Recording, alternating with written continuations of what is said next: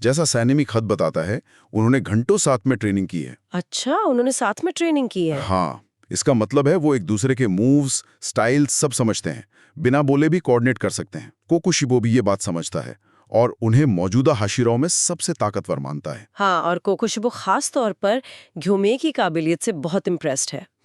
वो नोटिस करता है कि घ्योमे देख नहीं सकते, फिर भी अपने हथियार, चेन और एक्स को फेंकने पर उनसे जो बारीक वाइब्रेशंस पैदा होती हैं, उनके जरिए वो दुश्मन की सटीक दूरी और आसपास के माहौल का पूरा मैप अपने दिमाग में बना लेते हैं। लड़ाई तेज होती है।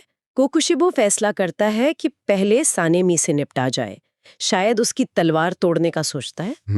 वो हमला करता है, लेकिन सानेमी अविश्वसनीय तेजी से रिएक्ट करता है।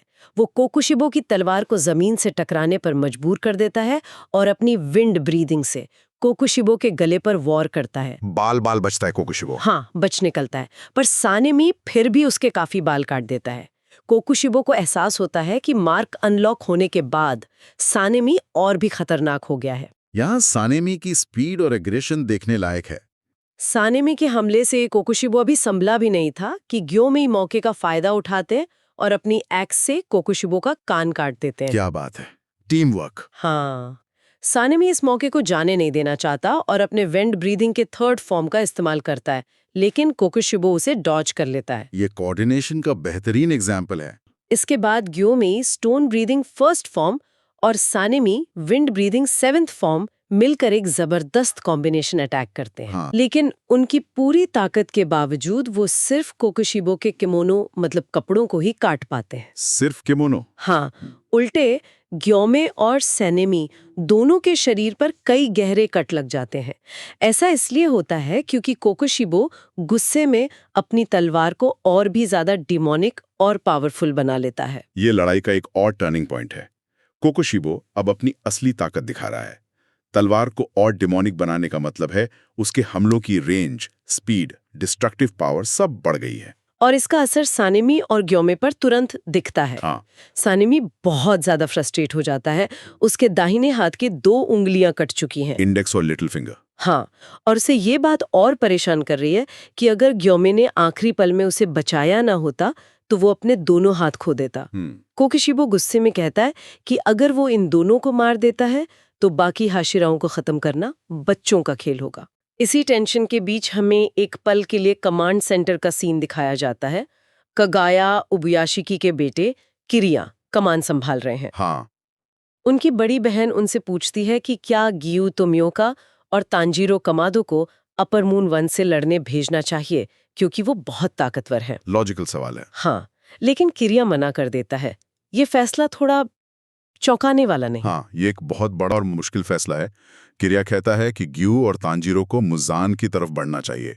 उसे पूरा भरोसा है कि ग्योमेई, सैनेमी, मुइचिरो और गेनिया ये चारों मिलकर अपर मून 1 को हरा देंगे। इतना भरोसा? हाँ। लड़ाई के मैदान में वापस आते हैं। कोकुशिबो अब अपनी मून ब्रीदिंग के और भी भयानक फॉर्म्स यूज करना शुरू कर देता है। हाँ। पहले 7th form miss Fortune mirror lunar shine, अनगिनत शॉक वेव्स। हाँ, जो ग्योमेई और सानेमी की तरफ बढ़ती हैं। फिर बिना रुके मून ब्रीदिंग का 8th form moon dragon ring tail. ये अटैक इतना तेज और अनप्रिडिक्टेबल है कि सानेमी मुश्किल से बच पाता है, पर उसके पैर पर कई गहरे कट लग जाते हैं। इन हमलों की रेंज और स्पीड वाकई डरावनी है। सानेमी जो खुद अपनी तेजी के लिए जाना जाता है, वो भी इनसे बचने के लिए स्ट्रगल कर रहा है। तभी कोकुशिबो मून ब्रीदिंग का 9th फॉर्म इस्तेमाल करता है, डिसेंडिंग मून परपेचुअल फेसेस। ये अटैक इतना वाइड है कि सनेमी की हालत और भी खराब हो जाती है। यहाँ वो निराशा का भाव एकदम साफ दिखता है। अपनी पूरी ताकत लगाने के बाद भी सानेमी खुद को हरा हुआ महसूस कर रहा है। ये दिखाता है कि कोकुशिबो का प्रेशर कितना भयानक है। वो सिर्फ फिजिकली नहीं, मेंटली भी तोड़ रहा है हाशिराओं को। ग्योमे ये देखकर चिंता में पड़ जाते हैं और सानेमी को बचाने के लिए उसकी तरफ बढ़ते हैं। लेकिन सनेमी चिल्लाकर कहता है, मेरी चिंता मत करो, बस इस अपर मून 1 को मारो। जिद है उसमें। हाँ, इसी पल कोकुशिबो सनेमी को खत्म करने के लिए तैयार होता है और मून ब्रीदिंग का 10th फॉर्म इस्तेमाल करता है। Drilling slices moon through bamboo leaves. वो घातक हमला सनेमी को लगने ही वाला था कि तभी एकदम अनएक्सपेक्टेडली मुइचिरो टोकिटो वहां आ जाता है। Mist Hashira. हाँ, वो सानेमी को उस जानलेवा हमले से बचा लेता है और कहता है मैं तुम्हें मरने नहीं दूंगा।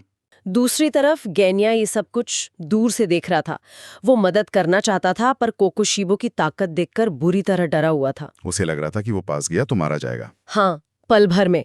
और उसे तांजीरो की कई एक बात याद आती है। हाँ, तांजीरो ने कहा था कि लड़ाई में अक्सर सबसे कमजोर समझे जाने वाले के पास ही सबसे बड़ा मौका होता है। क्यों? क्योंकि दुश्मन उसे खतरा नहीं मानता, उस पर ध्यान नहीं देता, और यही लापरवाही उसे एक ऐसा सरप्राइज अटैक करने का मौका दे सकती है जिसकी किसी को उम्मीद ना हो। ये बात केन्या के लिए इस वक्त बहुत मायने रखती है। एकदम।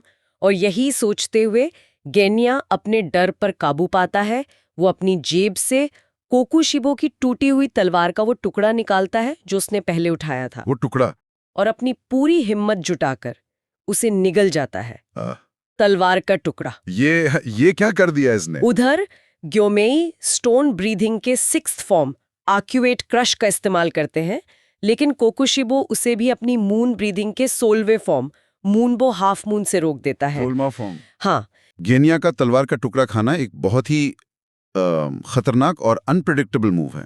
उसने पहले डीमन के बाल खाए थे जिससे शायद टेम्पररी डिजनरेशन मिले। हाँ, लेकिन अब उसने डीमन की तलवार का हिस्सा खाया है, एक ऐसी चीज जो डीमन के मांस और खून से बनी है, और शायद उसमें उसकी ब्रीदिंग स्टाइल की पावर भी हो।